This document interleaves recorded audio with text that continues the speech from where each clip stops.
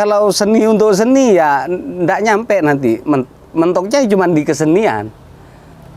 Kalau di sini ya kita bicara seni itu muara puncak dari apa yang kita cari atau yang kita dapatkan dengan menekuni seni budaya itu pasti ke sana, perenungannya pasti nyampainya ke ilahiyah. Berarti bisa dikatakan jalan lain menuju Tuhan. Saya tidak apa secara khusus tidak bisa, tidak mampu atau tidak mungkin untuk diungkapkan bahwa ini alternatif, tidak. Ya sederhananya ini media lah, media kita untuk bisa mengaktualkan diri, kemudian belajar kepada apa di sekitar kita, lingkungan kita.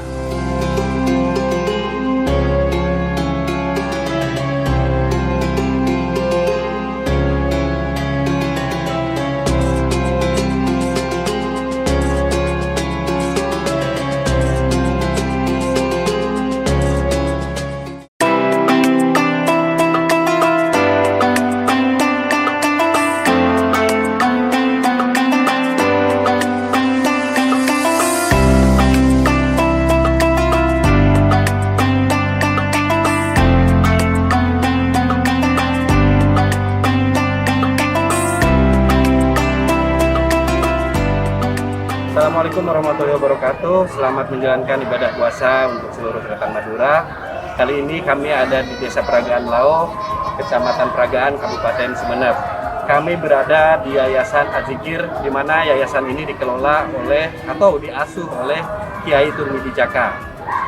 Tepat di belakang saya adalah salah satu lembaga milik Yayasan Az-Zikir, yakni SD Az-Zikir. Nah, Acabis kali ini kita akan menemui langsung Kiai Turmidi Jaka, tetapi beliau sudah tidak tinggal di sini. Beliau tinggal di Tabun karena beliau adalah salah satu kiai yang punya konsentrasi ke bidang seni, khususnya teater. Tapi masih banyak kesenian-kesenian yang beliau geluti. Untuk lebih jelasnya, kita meluncur ke Tabun.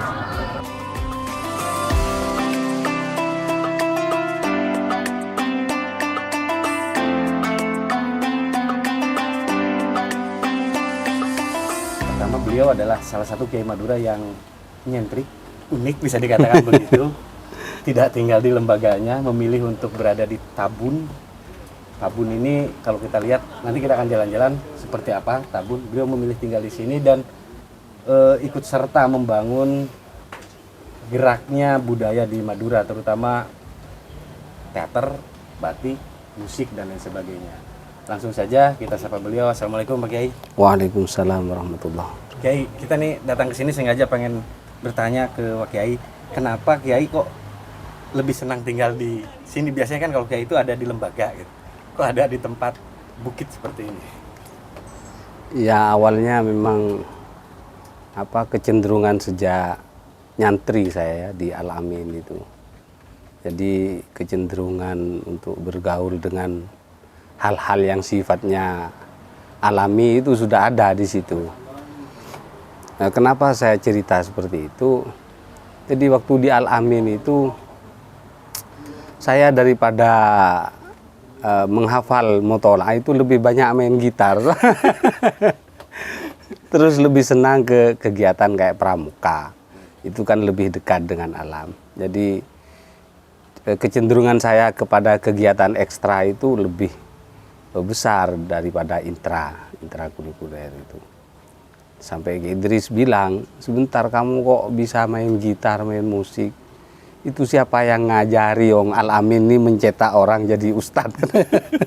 Nah atas dasar itu kemudian saya kok lebih berpikir saya lebih cocok dengan suasana yang seperti ini daripada nyanyi rock di pesantren nanti orang pada jamaah sholat kita nyanyi rock kan. Ya seperti itulah, sederhana sebenarnya, lebih dekat dengan alam. Dulu waktu pertama saya tahu Antum itu, Antum lebih banyak di teater ya, di Rabet kalau tidak salah. Iya pernah ke Taman Mini ya. Kalau Rabet enggak, sebenarnya yang nyampe kemana-mana itu dari musiknya saya. Oh dari musik. Ya dari musik kelompok musik dikir itu. Jadi itu diawali dari Surabaya, dari memperingati Khairil Anwar.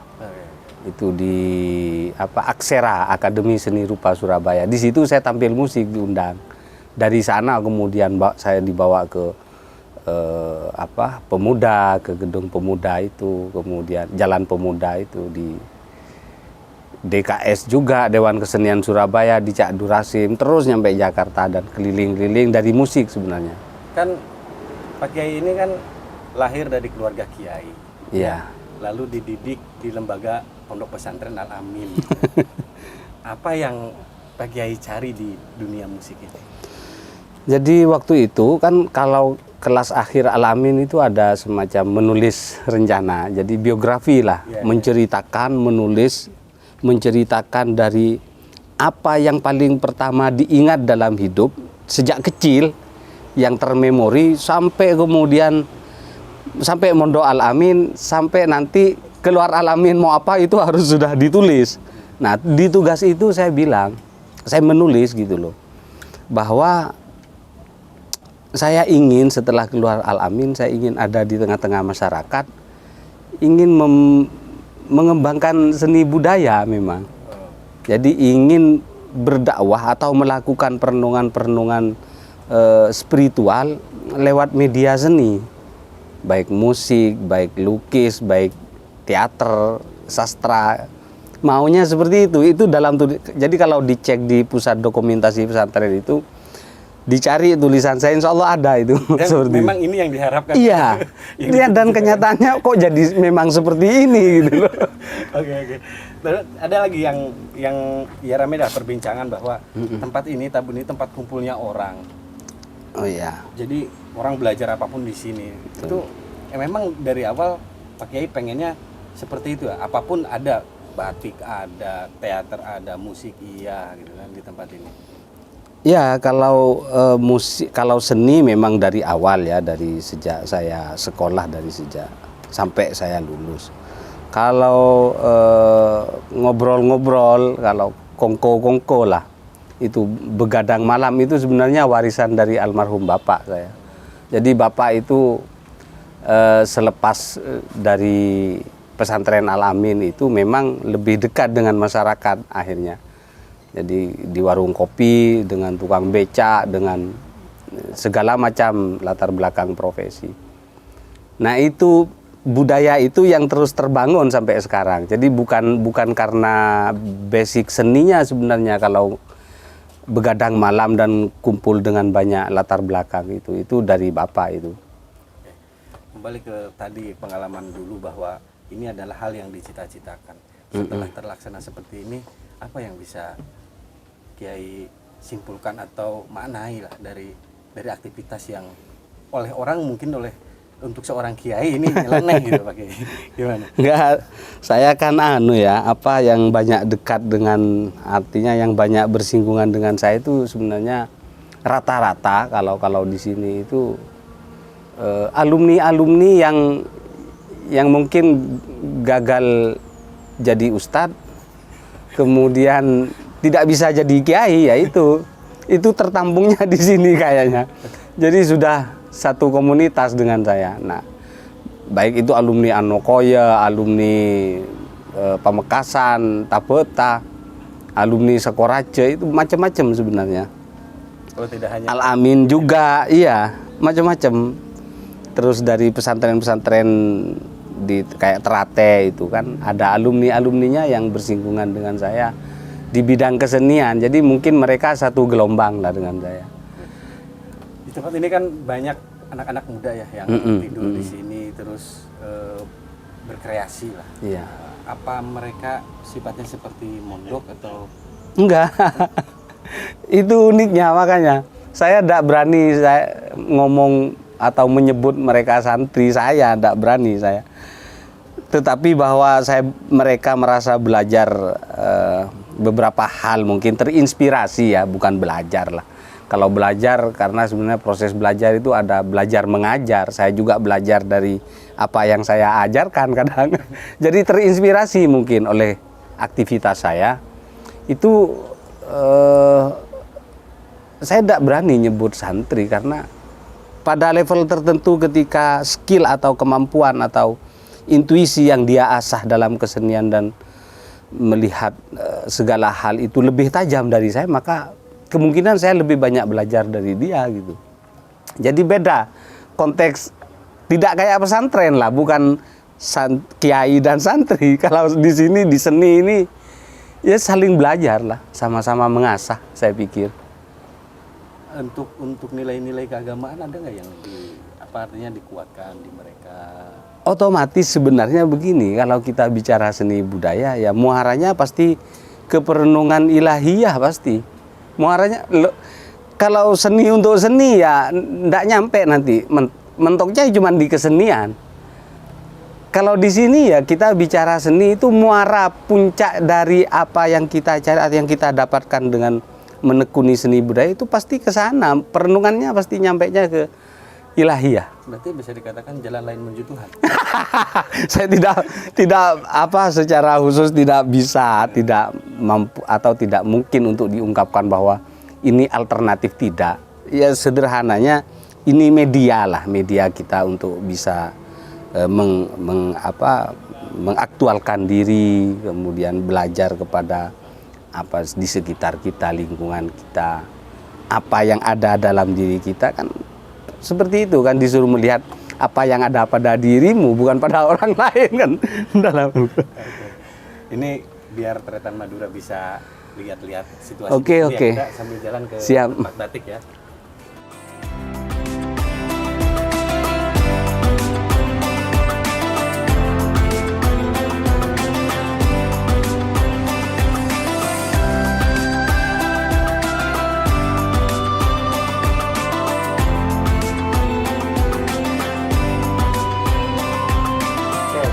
Sekarang ada di tempat pembatikan yang ada di wilayah Tabun miliknya Kiai Turmidi.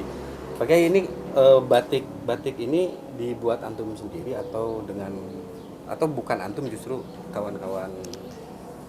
Jadi motif batik di sini itu kontemporer. Jadi awalnya memang saya yang mengkreasikan atau mencetuskan garis-garis motifnya ya.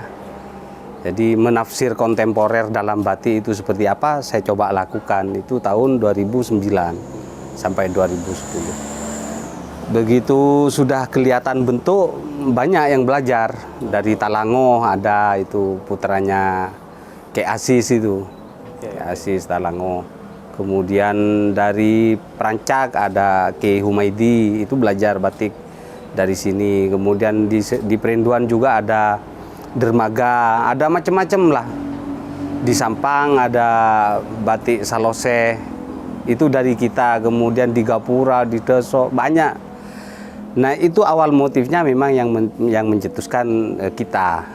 Tapi setelah itu saya sebarkan, saya ajarkan mereka yang membatik. Kenapa antum memilih kontemporer? Tidak, kan kebanyakan kalau batik Madura ya hampir sama ya dia pola-pola. Iya, pemilihan motif kontemporer sebenarnya untuk menguatkan yang konvensional supaya lebih kukuh. Jadi yang pakem biar tambah kokoh, karena untuk yang tidak pakem sudah ada salurannya. Jadi bukan merusak yang pakem ini, justru menguatkan yang pakem supaya lebih kokoh. Ini biasanya kawan-kawan yang belajar di sini butuh waktu berapa lama? Tidak lama sih sebenarnya, ada yang tergantung kepekaan. Kalau soal durasi, soal waktu itu kepekaan masing-masing yang mau belajar. Ada yang seminggu, ada yang melihat langsung bisa karena punya basic menggambar. Biasanya ada mereka yang kalau sebulan. sudah bisa buka sendiri di tempatnya atau dia bertahan di sini ikut dengan? Enggak, saya bebaskan, malah saya dorong untuk buat brand sendiri, Selama ini pemasaran sendiri. Antum sendiri pemasarannya kemana? Pemasaran saya ya macam-macam, di Sumeneb juga, Surabaya, di Jakarta sih beberapa kali. Ya pernah dibawa beberapa desainer nasional seperti Leni Agustin, kemudian Ali Karisma, itu pernah dibawa ke Inggris, pernah dibawa ke Perancis juga. Batiknya bukan saya yang dibawa. Itulah maka karyanya dibawa, orangnya tetap di sini.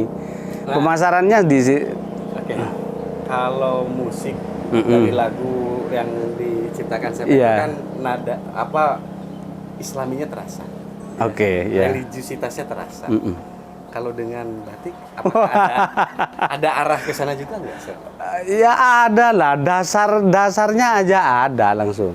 Dasar. Nun wal qalam wa ma yasturun itu kan sudah batik itu. Nun wal qalam wa ma yasturun, dan apa yang mereka tulis itu kan sebenarnya batik. Itu kan ya nun wal qalam itu kan ayat. Oke. Itu saja maknanya kan sudah tentang, oh ini batik tulis kan. Dan apa yang mereka tulis kan artinya. Itu saja kan. Oh, kalau cap enggak ya? Wah. Ya bukan saya yang ngomong itu. Enggak batik. Tapi sebagai seniman batik, bagaimana melihat maraknya batik print, batik cap? Enggak apa-apa sih sebenarnya kan, kalau kita melihat dari kacamata pengembangan ekonomi ya. Kalau melihatnya dari sana sih ya enggak masalah.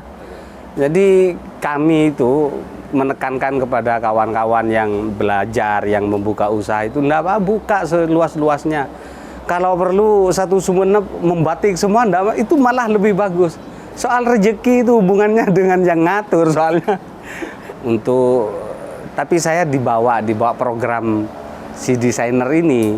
Jadi dibawa programnya Mbak Leni Agustin untuk memperkuat tim dia, mengajari batik, mengajari sulam, mengajari bagaimana mendesain sebuah karya.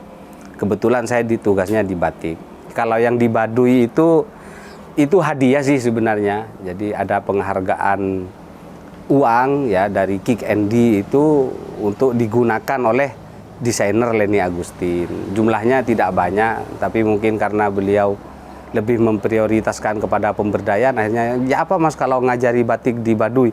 Oh ya udah, oke, ayo. Ya udah digunakan untuk itu selama 2 minggu ya di sana di Baduy. Jadi, yang ngajarin orang Baduy itu orang Madura ya? Akhirnya seperti itu. Madura dan Sumenep akhirnya gitu loh. Language teaternya itu mereka produktif. Ada dia menggagas juga ngaji teater, ada ngaji sastra. Jadi itu juga kayaknya berkembang ya. Dan di Anokoya lebih subur di sana. Lahannya, media untuk mengembangkan teater dan pemikiran-pemikiran kawan-kawan language untuk pengembangan teater, menyumbangkan pemikirannya di bidang teater.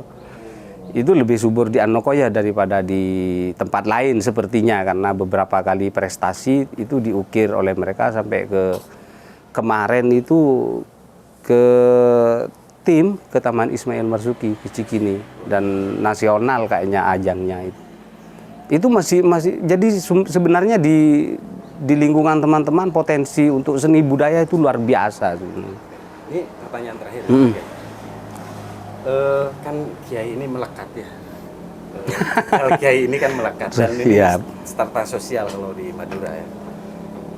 Tapi gaulnya dengan seniman gitu yang, mohon maaf, biasanya kan seniman apa adanya ya tampilnya. Bagaimana, apa antum tidak takut dengan anggapan orang gitu kan ya, dengan seperti inilah, dengan lingkungan seni seperti ini? Ya takut sih, kalau dibilang nggak takut, saya takut dengan pelabelan kiai. Kalau bergaul dengan seniman kemudian kiai yang lain menyebutnya wah itu aliran apa, nah itu takut saya sebenarnya, takut saya. Makanya kadang gimana ya cara supaya tidak takut juga ndak bisa kalau dilihatnya dari sisi yang tidak semestinya itu. Mungkin bisa sebagai pernyataan dari sampean, sebenarnya seni itu seperti apa sih supaya orang tidak menganggap bahwa ini barang yang tabu ketika digandengkan dengan agama gitu. Sebenarnya ada di Al-Quran semua, saya pikir. Iya, innallah jamilun yuhibbul jamal itu dasar itu buat saya. Innallah jamilun yuhibbul jamal. Indah itu, jamil indah, jamil itu baik, jamil ganteng, jamil itu menarik, unik, itu kan jamil. Yuhibbul jamal, dan memang menyukai keindahan, keunikan,